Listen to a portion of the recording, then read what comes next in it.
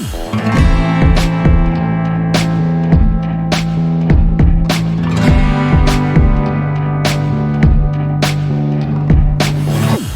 में हम पढ़ते हैं जैसे कि एडी और बीसी का रहता है एरा पहले तो 14 एग्जांपल दे रहा हूँ 1467 से और 1523 तक बीसी में इसने रूल किया, इस किंग ने रूल किया।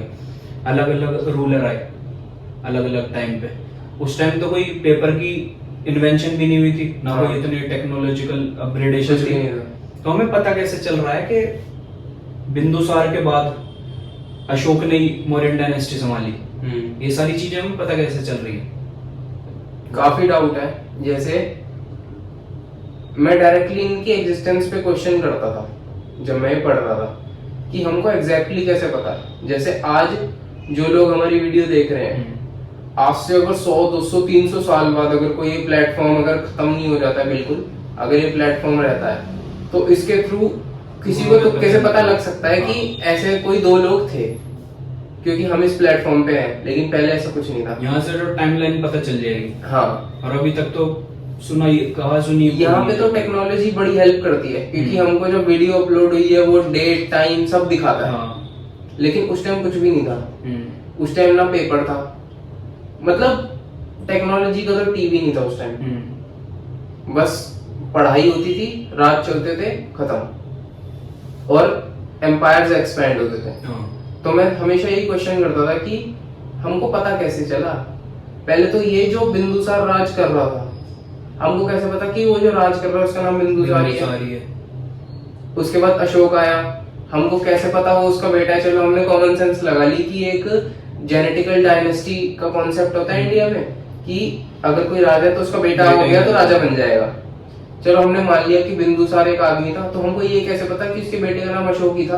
और जैसे ये भी बताते हैं कि अकबर ने रेन कर लिया था अपने उस पे थ्रोन पे 14-15 साल की उम्र में। ये कैसे चीजें पता चली?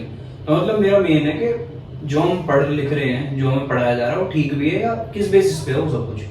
वो सब ठीक तो है क्योंकि वो रिसर्चेस से बैक्ड है, लेकिन गलती ये हमारी साइड से होती है क्योंकि हम क्वेश्चन नहीं करते। अब हम समझते नहीं तो हम हर किसी बंदे से बोलते हैं कि यार हमसे हिस्ट्री पढ़ी नहीं जाती, क्योंकि ईयर याद करने पड़ते हैं। याद करने जैसा कुछ है ही नहीं इसमें। अब सपोज अगर कोई इंसान 2007 में पैदा हुआ है, क्या वो पूरी लाइफ भूल जाएगा कि मैं 2007 में पैदा हुआ था? नहीं, ये भी तो ईयर ही है। अब ईयर कैसे याद रह गया? तो तुम्हारा तरीका ढूंढो कि तुम उसको याद कैसे करोगे। जैसे जब मैंने अपने टीचर से पूछा था, तो पहली बात तो उन्होंने मुझसे ही पूछा कि तुम मेरे अलावा पढ़ किससे रहे हो,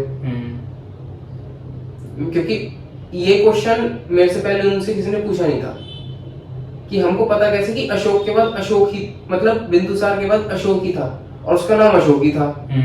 रमेश सुरेश कुछ भी हो सकता था। हो सकता था बिंदुसार के बाद बिंदुसार 2 आता, बिंदुसार जूनियर, कुछ भी बोल दो, अशोक ही क्यों? तो फिर उन्होंने बताया एक कॉन्सेप्ट कि जब भी राजा थे उस टाइम के, उनके पास ये विजन था ऑलरेडी। तो सोच वो लोग कितना ज्यादा वास्ट विजन के लोग थे। और क्योंकि उस टाइम ऐसा कुछ नहीं था, मैं मानूं अगर उस टाइम पेपर था भी तो पेपर कितने साल तक सस्टेन किया जा सकता है? कभी ना कभी तो डिस्ट्रॉय होगा ही। तो उस टाइम उनका गोल सिर्फ इतना नहीं था कि अगर मैं कोई काम कर रहा हूँ, समझो मैंने प्रजा के लिए किया। अशोक ने, जिसके लिए अशोक मेजरली फेमस है, वो थी धमकी नीति की वजह से, कि उसको एक प्रॉब्लम समझ में आई बुद्धिस्ट और जैनिस्ट मॉन्क्स में, और क्योंकि वो बहुत ही ज्यादा मतलब केओस मचा रहे थे सोसाइटी में, तो उनको एक करने की वो धमकी नीति है वो। और भी इसके काफी फैक्टर्स हैं, अगर मैं वो बताऊंगा पूरी वीडियो इसी पे चली जाएगी। लेकिन इस काम के लिए फेमस है, हमको कैसे पता? मतलब ये डाटा तब से अब तक सस्टेन कैसे होता आ रहा है? और अब चेंजेस नहीं हुए उस बात में, वैसे ही जैसे दादा ने पापा को बताई, फिर हमें पता चल रही, स्कूल में पढ़ा रहे हैं। जैसे भी जैसे नॉर्मली हमारे साथ होता है कि 10 मुंह 10 बात होती है। अगर तुमने बोला ना कि वो इंसान पागल है, तो 10 जनों से आते आते जब उस इंसान को पता लगेगी, उसको ऐसे लगेगा कि मतलब तुमने उसको माँ बहन की गाली दे दी। लेकिन ये बातें चेंज नहीं हुई। तो कुछ तो उन लोगों ने ऐसा रिजिड कर दिया होगा ना अपने टाइम पे कि जनरेशंस याद रखे होंगे। उसके प्रूफ भी मिल रहे हैं अब, जैसे थोड़ी रिसर्च होती है, इन्हीं प्रूफ्स में ही आंसर छुपा है। और ये एक ऐसा सॉल्यूशन था इन चीजों का जो उस टाइम के लोग, जो इन्वेडर्स उनकी टेरिटरी में आते थे वो, जो ट्रेड करने आते थे वो भी, प्लस जो आने वाली जनरेशन है इसमें हम है और हमारे बाद जो आएगी, इन सबको वो इंसान याद रहे, इसका सॉल्यूशन थी वो थे 3, जिसका नाम है पिलर्स, माइनर रॉक एडिक्ट्स और मेजर रॉक एडिक्ट्स।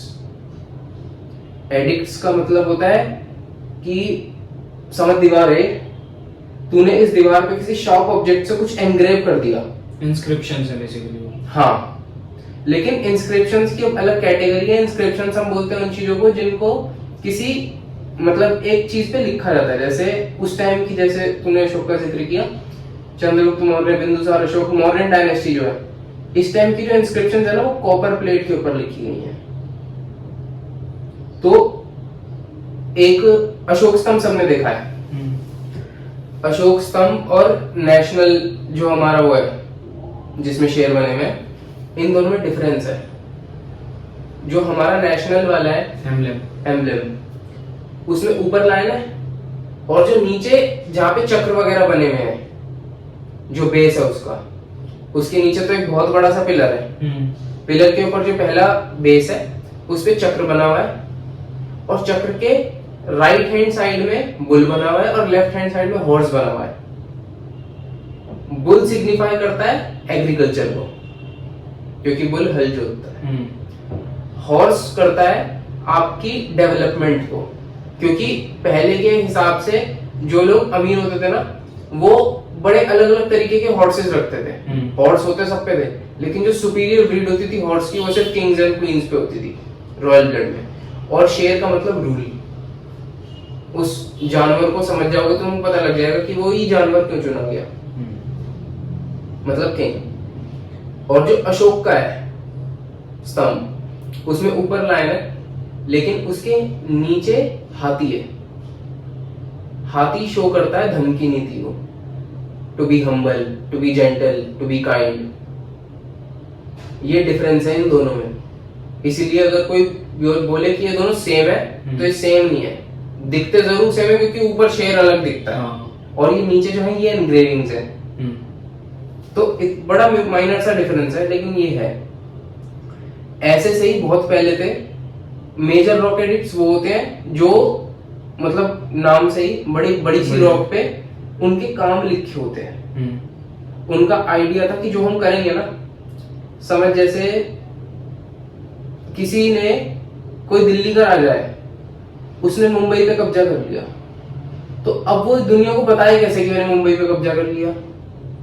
वो लिख के, तो वो रॉक एडिक्ट्स के ऊपर इंस्क्रिप्शन देगा और उसको मुंबई के पास लगवाएगा, उसको दिल्ली की टेरिटरी के पास लगवाएगा, जहां जहां से एंट्री है ना वहां लगवाएगा, और 2-3 लगवाएगा बीच में, ताकि जो वहां के रेजिडेंट्स हैं उनको भी पता चले कि इस टाइम रूल किसका है। जो प्राइमरी आइडिया था वो था ये। और अगर हम देखें कि अशोक के minor rock edicts, major rock edicts और पिलर्स है कहाँ, तो हमको समझ आ जाएगा कि वो इंसान कितना ज्यादा मतलब इंटेलेक्चुअली वाइज था, विजनरी था, बहुत विजनरी था। एक गुजरात में, एक महाराष्ट्र में।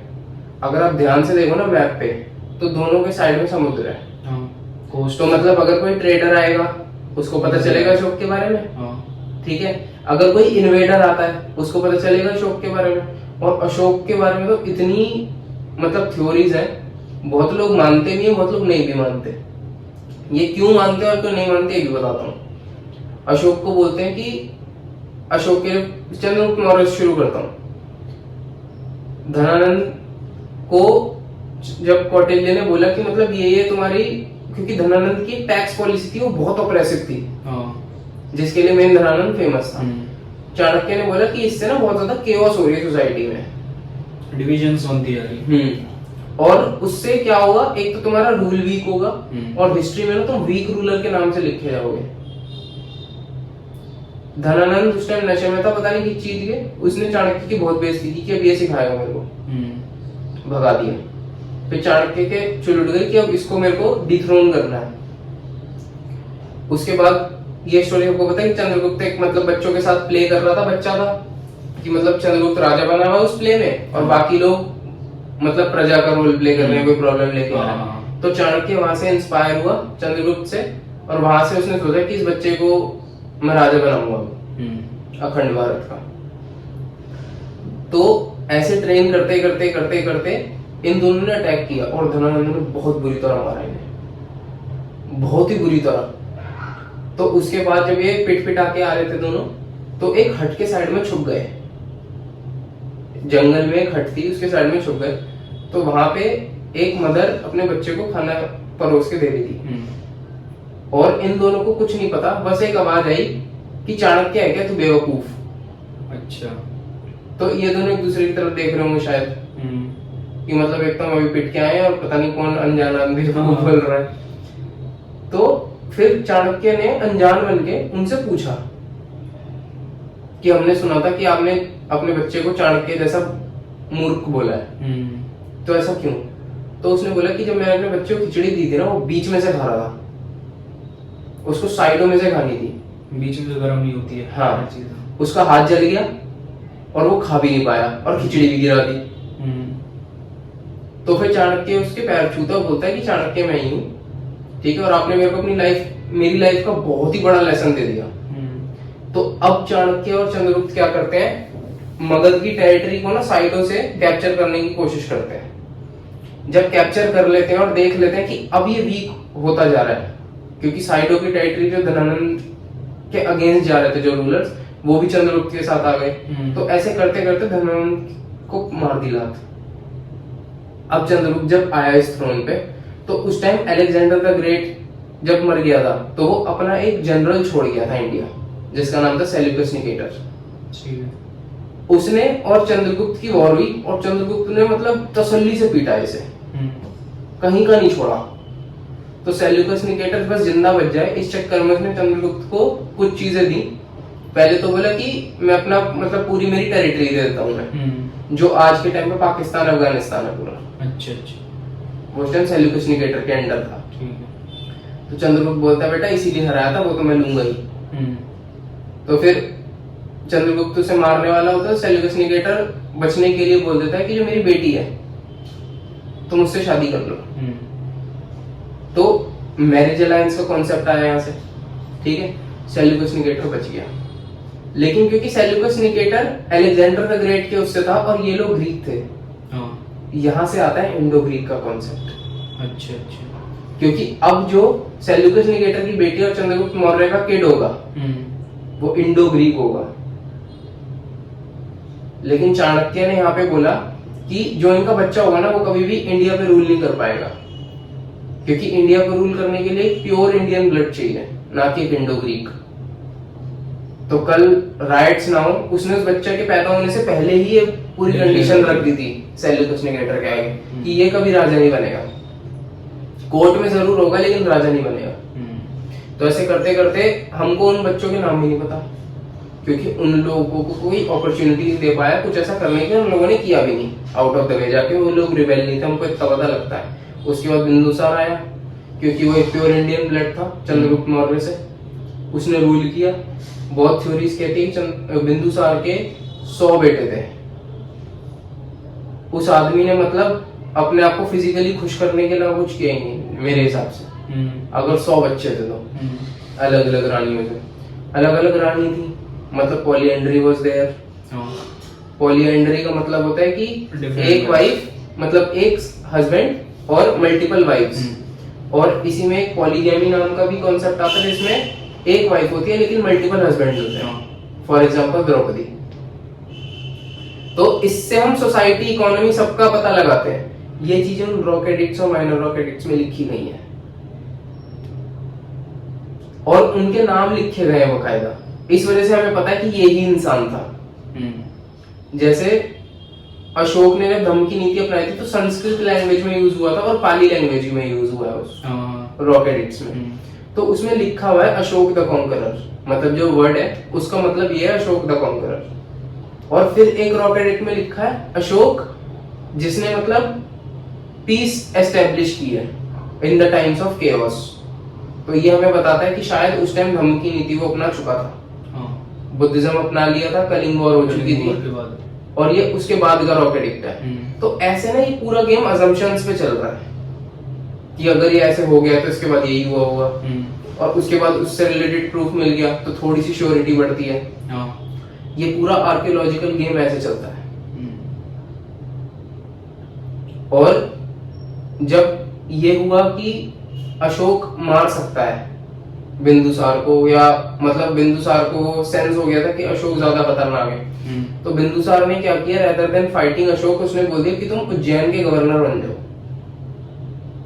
क्योंकि बहुत थ्योरीज ये बताती है कि अशोक की जो मदर थी वो शूद्र वुमन थी, और शूद्र को लोअर कास्ट मानते थे। अब इसमें कोई श्योर नहीं है, बहुत लोग बोलते थी, बहुत लोग बोलते नहीं थी, लेकिन लोग का वेटेज ज्यादा इस वजह उस पॉइंट पे है कि थी, क्योंकि बिंदुसार बहुत अटकता था जब भी अशोक की बात आ जाती थी। अच्छा। उसको थोड़ा बैक में रखा जाता था। तो जो आर्कियोलॉजिस्ट है वो ये सोचते होंगे कि जो कॉन्सेप्ट बना रहे हैं वाले सारे, वो ये सोच रहे हैं कि अगर बिंदुसार अशोक को बैक सीट कर रहा है, ठीक है, कोई अपॉर्चुनिटी नहीं दे रहा, इसका मतलब यही है कि शायद वो शूद्र कम्युनिटी से बिलोंग करता हो, और वो ऐसा एग्जांपल सेट ना कर सकता हो कि मतलब शूद्र भी रूल कर सकते हैं। इस वजह से वो अशोक को साइडलाइन करता है, और जो उसके ओरिजिनल बेटे हैं, ओरिजिनल बेटे से मतलब जो उसी की कास्ट से आए, क्षत्रिय कास्ट से, वो उन्हीं को प्रमोट करता है।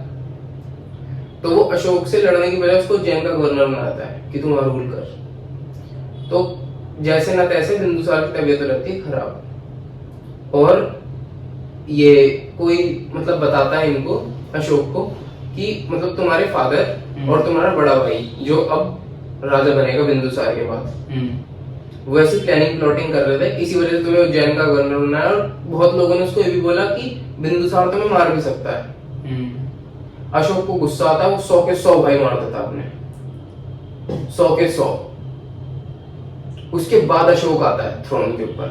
अच्छा। अब इस पे बहुत लोग अगर ये बोलते हैं कि 100 भाई थे ही नहीं, तो फिर तो ये कॉन्सेप्ट ही खत्म। अगर वो थे ही नहीं तो वॉर किससे की, ये बात है ना।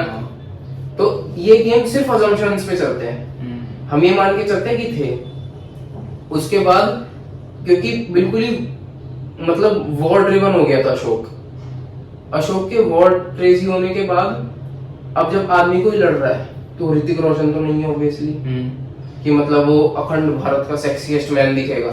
वॉर लग रहे हैं तो कट्स, ब्रूसेस, आप बहुत ही ज्यादा अनअट्रैक्टिव दिखोगे। फिर अशोक वैसे दिखता था क्योंकि वो सिर्फ लड़ाई ही करता था एज अ किंग।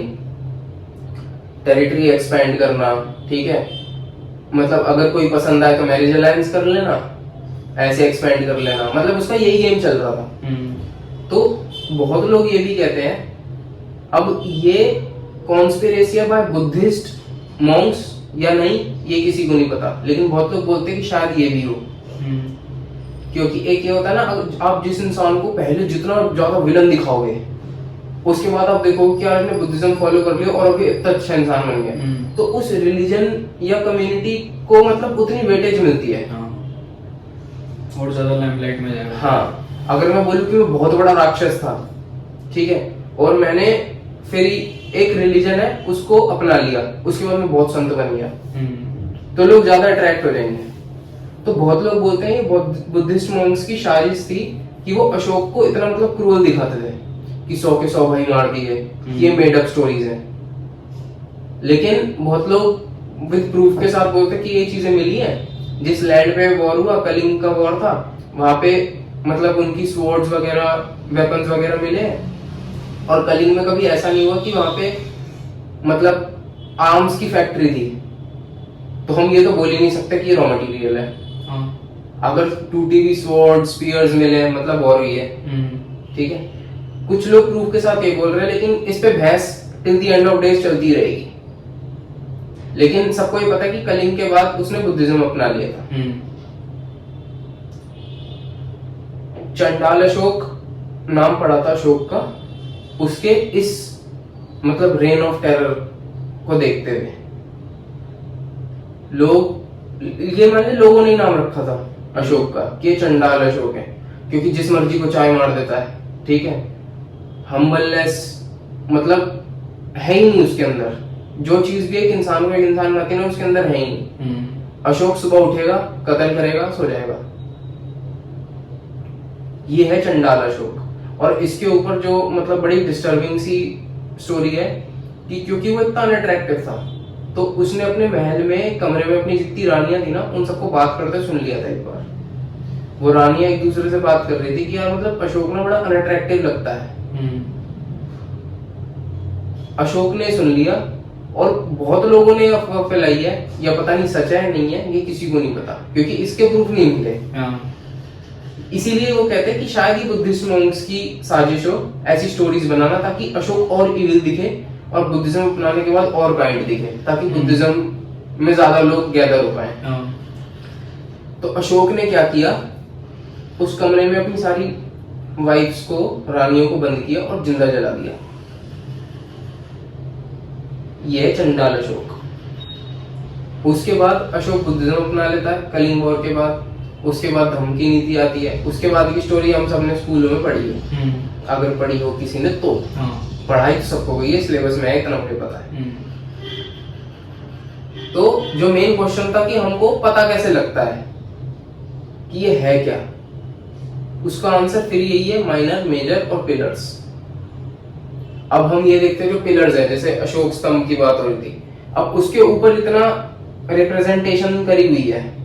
मैंने बताया कि लायन क्या सोच के लगाया वहां पे, हाथी क्या सोच के लगाया है, हमारे उसमें बुल और हॉर्स क्या सोच के लगाए हैं, ठीक है। लेकिन फिर इतना बड़ा पिलर की क्या जरूरत, जबरदस्त भी बना सकते थे, थोड़ा छोटा सा ही बना सकते थे। वो जो पिलर है ना, उस पे इंस्क्रिप्शन है, अच्छा, उस पे कॉपर प्लेट की वो लगा रखी थी।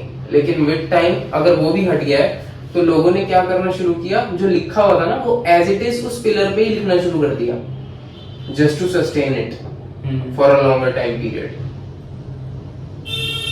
और ये मेरे को तो सर ने मैप्स के थ्रू बताया था कि एक यहाँ रखा है मेजर रॉकेट, एक यहाँ है, इतने सारे यहाँ है। आज तो वो सारी डेस्टिनेशंस हैं, मॉन्यूमेंट्स का नाम दे दिया गया। हाँ, आज तो वो सारी ट्रैवल डेस्टिनेशंस है। तो अगर कोई गया है तो उसे पता है, अगर कोई नहीं गया है तो वो इंटरनेट पे चेक कर सकता है। हवाबाजी तो करनी है, हम वही कर रहे हैं जो पढ़ा दिया हमें या हम पढ़ रहे हैं। तो एक जो मेजर क्वेश्चन मेरा अभी भी यही है, मैं आज भी यही सोचता हूँ कि हमें एग्जैक्टली मतलब हो सकता है विद टाइम में किसी की स्टोरी और किसी ने ऐसे बोल दिया, किसी के दिमाग में एक थॉट आया, जैसे आज हम स्पाइडरमैन, सुपरमैन के बारे में पढ़ते हैं। अब अगर कोई ऐसे स्टैचू बना दे और 500,000 साल बाद अगर किसी को आयरन मैन का स्टैचू मिले और वो सोचे कि हम तो लोग तो बहुत एडवांस थे, ऐसे भी तो हो सकता है। तो यहाँ पे मेरी कॉन्स्पिरेसी अभी चलती है। तो सर ने मेरे को ये बोला था कि मतलब ये चलती ही रहेगी, assumptions से वैसे ना कुछ प्रूव नहीं सकता है कि कोई, क्योंकि बिल्कुल ऐसा रिजिड नहीं है कि ये था ही, क्योंकि उस इंसान से कोई मिला नहीं। जैसे हमारी वीडियो है, कोई भी चैनल है, हम प्रूफ तो है ना, ये आगे तक रहने वाला, चाहे हम रहें या ना रहें, कोई भी देख लेगा इन्हें उठा के। और शायद मेरे को लगता है कि ऐसे प्लेटफॉर्म्स बनाने के पीछे जो लोग हैं, उनका आइडिया शायद यही रहा हो, अच्छी बात कि एक चीज को मतलब इतने टाइम तक सस्टेन कर पाए, क्योंकि ये पहले नहीं होता था। तो टेक्निकली प्रॉब्लम थी, इस प्रॉब्लम को सॉल्व करने के लिए यूट्यूब, इंस्टाग्राम जैसे प्लेटफॉर्म्स बने हो। अब वो तो आपके ऊपर है ना कि आप उससे नॉलेज को आगे बढ़ाते हो, ठीक है, या मतलब सेमी नेकेड रह के अपने आप को जस्ट पॉपुलर करना चाहते हो, वो आपके ऊपर है। फोन को हम बुरा बोलते हैं बस इस वजह से क्योंकि उसमें डिस्ट्रैक्शंस बहुत ज्यादा, लेकिन डिस्ट्रैक्शंस आप खुद बनाते हैं। अगर हमको नेकेड चीजें देखना अच्छा लग रहा है ना, तो उसमें हमारी दिक्कत है, उसमें फोन की कोई दिक्कत नहीं है। फोन पे स्टडीज भी है बहुत सारी, तो चूज तो हम ही करेंगे ना, प्रोवाइड तो कितनी चीजें और एक नैनो टेक्नोलॉजी के ऊपर कितना एडवांस कॉन्सेप्ट है नैनो टेक्नोलॉजी, बहुत ज्यादा। और एवेंजर्स देखने के बाद सबको थोड़ी चुल उठी है नैनो टेक्नोलॉजी, जब से आयरन मैन का वो सूट देखा। मैं गारंटी से कह सकता हूँ किसी ने भी वो वीडियो नहीं देखी होगी जो हार्वर्ड के प्रोफेसर ने नैनो टेक्नोलॉजी पे बोला है अपनी रिसर्च के बाद। अभी तो देखेगा ना भाई 9,000 व्यूज है बस, और वो हार्वर्ड का प्रोफेसर, एक नॉर्मल टीचर नहीं है, वो साइंटिस्ट है जो नैनो टेक्नोलॉजी पे काम कर चुका है। उसका ही नहीं देख रहे लोग तो बताओ। 9,000 व्यूज बस। और यहाँ पे कोई सेलिब्रिटी स्पॉट हो जाए बस पूरी की पूरी कंट्री इसी के पीछे पड़ गई कि वहां कोई XYZ हीरोइन दिख गई थी। किसी को कुछ नहीं पता है और वहां पे सिर्फ 9,000 व्यूज। ये कितनी सैड बात है। लेकिन ना उन लोगों को फर्क पड़ रहा है ना तुम्हें फर्क पड़ेगा। लेकिन हाँ, जो तुम्हारी आने वाली जनरेशन है वो सफर करेगी, क्योंकि उनके जो माँ बाप है ना, वो अपनी जवानी में से ये देख रहे थे कि ये हीरोइन वहां थी, ये हीरो वहां था। वो अपने बच्चों को कुछ सिखा ही नहीं पाएंगे। तो अगर कल को उनके बच्चे उनसे शिकायत करते हैं कि हमारे बाप ने हमको कुछ सिखाया नहीं, तो वो उन बच्चों को ना सिर्फ डांट सकते हैं, मार सकते हैं, उनको चुप करा सकते हैं, लेकिन वो अपने बच्चों को गलत साबित नहीं कर सकते। और ये जितने भी ग्रेट लोग थे हमारे उसमें, स्वामी विवेकानंद, सुभाष चंद्र बोस, ये सब पागल लोग नहीं थे भाई। इन सब ने कुछ सोच के ही बोला था कि हमें यंग ब्लड चाहिए। सुभाष चंद्र बोस ने बोला तुम मुझे खून दो, मैं तुम्हें आजादी दूंगा। वो खून का मतलब ये नहीं है कि जाओ एक एक बूंद खून डाल दो उनके उसमें। खून का मतलब यंग ब्लड। विवेकानंद ने बोला था ना, वो इतना बड़ा स्टेटमेंट पास कर रहे हैं कि आई शैल रेवोल्यूशनाइज द होल कंट्री। पागल है वो, लेकिन लोगों को वो नहीं देखना है। यहीं से तो पागल और विजनरी फर्क पैदा हो जाता है। नहीं मिला। और सोच ऐसी जनरेशन जो आने वाली है, मैं तो अपने आप को बहुत लकी मानता हूँ भाई जी। मैं पैदा हुआ था ये मोबाइल टीवी वगैरह कुछ नहीं थे, तो हमारे पेरेंट्स ये नहीं बोल सकते थे हमें कि यार तू रो मत, फोन देख ले, हमारा पीछे छोड़। जैसे आज की जनरेशन के पेरेंट्स कर देते हैं कि बच्चे को फोन दे दो, कम से कम हमारा पीछे छोड़ेगा, ना रोएगा ना कुछ। कई केसेस आए हैं जिन्हें बहुत ज्यादा बच्चों को आदत हो जाती है ना, लंबे लंबे टाइम तक फोन चला रहे हैं, उनसे थोड़ी देर के लिए फोन छीन लिया, उन्हें कोई बीमारी हो गई फिट्स तरीके की, मतलब कांप रहे हैं, तड़प से रहे हैं। इतनी भी आदत नहीं होनी चाहिए यार किसी भी चीज की। और अपने ही बच्चों को कर रहे हो ये कि भाई हमारा पीछे छूट जाए, इसलिए उनका ऐसा करते हैं हाल। मतलब अपनी हरामखोरी के लिए तुमने आने वाले बच्चे की पूरी जनरेशन, मतलब पूरी लाइफ खराब कर दी। और अगर बोला जाए ना तो तुमने अपनी पूरी ब्लड लाइन भी खराब कर दी। ये कितनी गलत चीज है और कितना बड़ा इशू है। लेकिन इस टाइम सबको पता है क्या लग रहा है, कोई पाकिस्तान गया है, कोई पाकिस्तान से इंडिया आया है, कोई बांग्लादेश ट्रैवल कर रहा है, ठीक है, और इन सब की लव स्टोरियां चल रही हैं। सबको ये देखना है भाई। हाँ, और भी चीजें भी तो हुई हैं। अभी मणिपुर में कुछ इंसिडेंट्स हुए हैं, कहीं कुछ हो रहे हैं, हरियाणा में हुए हैं। कितने डिस्टर्बिंग है वो। नहीं, उन्हें वो नहीं देखना, उन्हें देखना कौन कहां से आया। कि एयरपोर्ट पे ये हॉलीवुड एक्ट्रेस मिल गई। अबे तुम कुछ पागल हो क्या। अपने बच्चों को यही बताना 2016 में वो यहाँ से आई थी क्या। छोड़, कुछ तो एग्जाम्पल बनो भाई अपनी आने वाली जनरेशन के लिए, ताकि वो प्राइड से बोले कि यार ये मेरी मदर है, ये मेरे फादर है। तुम खुद ऐसे नहीं हो।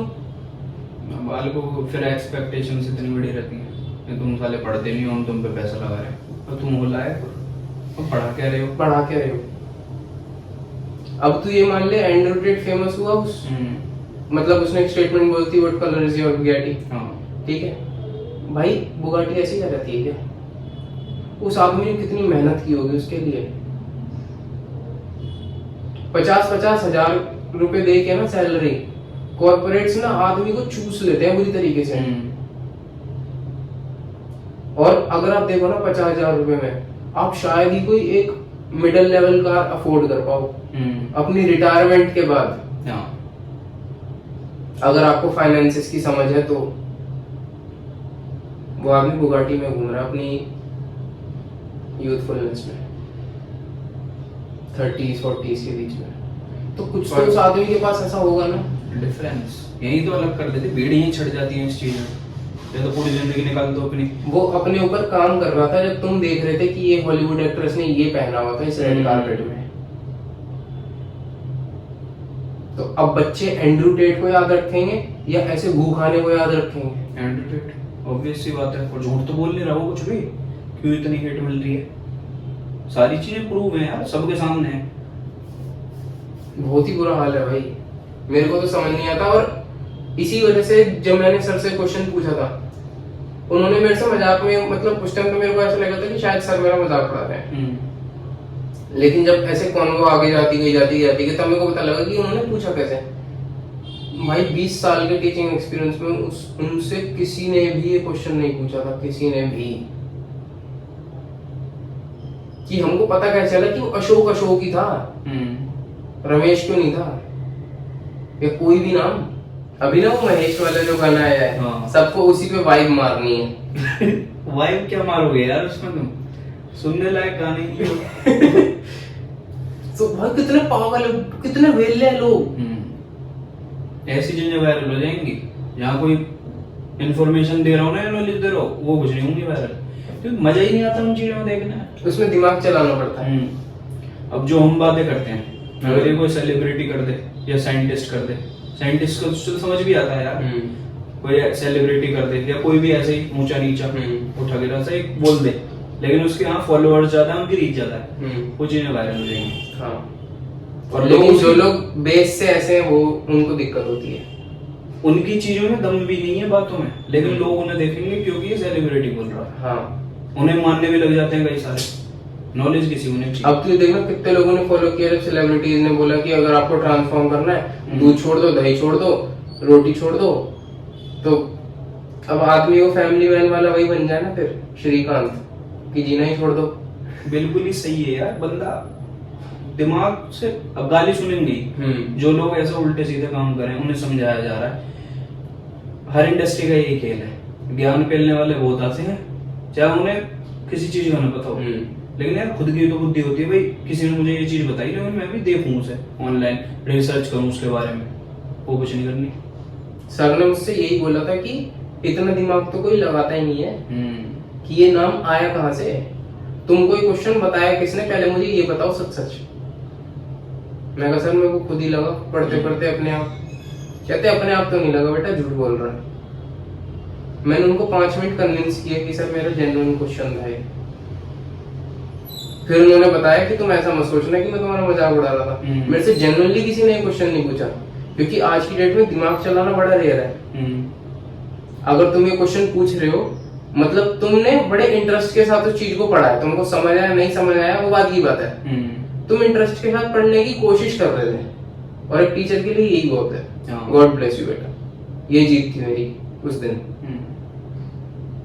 उस दिन मेरे को ये प्रॉब्लम समझ में आई कि मतलब मेन दिक्कत टेक्नोलॉजी और डिस्ट्रैक्शंस नहीं है, मेन दिक्कत है कि हम उन पे डिपेंडेंट हो गए हैं, किस तरीके से उनका यूज ले रहे हैं। हमको अपने इतना, हम कोई क्वेश्चन अगर हम गूगल पे सर्च करते हैं, तेरे को पता है कितनी ज्यादा परसेंटेज ड्रॉप हुई है। मतलब हम कोई क्वेश्चन पूछते हैं कि हाउ दिस शुड हैपन, तो हम जो हाउ लिखते हैं ना, आजकल कोई नहीं लिखता, तो मतलब आजकल कोई क्वेश्चन नहीं कर रहा है ऑब्वियसली। ये देखो गूगल पे स्टैट्स ये सब पड़ा हुआ है। बहुत बड़ी बात है भाई। जब भी हम कोई टाइप करते हैं चीजें, तो उसके नीचे आता है इतने सर्च रिजल्ट्स पर सेकंड, इन ए सेकंड। देखो पता लग जाएगा तुम्हें, वो साफ चीजें दिखाता है, उन चीजों पे ध्यान नहीं दिया, बस पढ़ लिया, यार हमें समझ नहीं आ रहा, छोड़ के आए। दिमाग नहीं लगाना चाहते ना, क्योंकि उसमें अब दर्द होने लग गया भाई। और पहले के लोग जिनकी हम बात कर रहे हैं ना, अशोक, बिंदुसार, चंद्रगुप्त मौर्य, लेकिन हम इनको सिर्फ इसी वजह से याद रख पाते हैं क्योंकि ये लोग दिमाग लगाते थे। चाणक्य को हम इसीलिए याद करते हैं क्योंकि उन्होंने कौटिल्य शास्त्र लिखी थी जिसमें बहुत दिमाग लगा हुआ। मेगास्थनीज को हम इसलिए याद रखते हैं उस टाइम क्योंकि उसने इंडिका नाम की बुक लिखी थी। बुक कोई ऐसे हवा में नहीं लिख देता भाई, बहुत आज तक की भी जनरेशन सीख रही है उन बुकों से। और वो बुक हर लाइब्रेरी में है भी नहीं, इतनी रेयर है, तब भी लोग अप्रोच तो कर रहे हैं भाई, हमें पढ़ना है। भाई जिसको पढ़ना है उसको पढ़ना है, किसी हालत में पढ़ना है। आपको जो करना है ना, आपको कोई नहीं रोक सकता सिवाय आपके खुद के। आपकी मर्जी है कि आप गूगल पे लिखो कि XYZ बिजनेस कैसे एस्टेब्लिश करें, वरना इनकॉग्निटो मोड ना एक क्लिक दूर होता है, और इनकॉग्निटो में लोग ज्यादा जाते हैं। ये सैड थिंग है।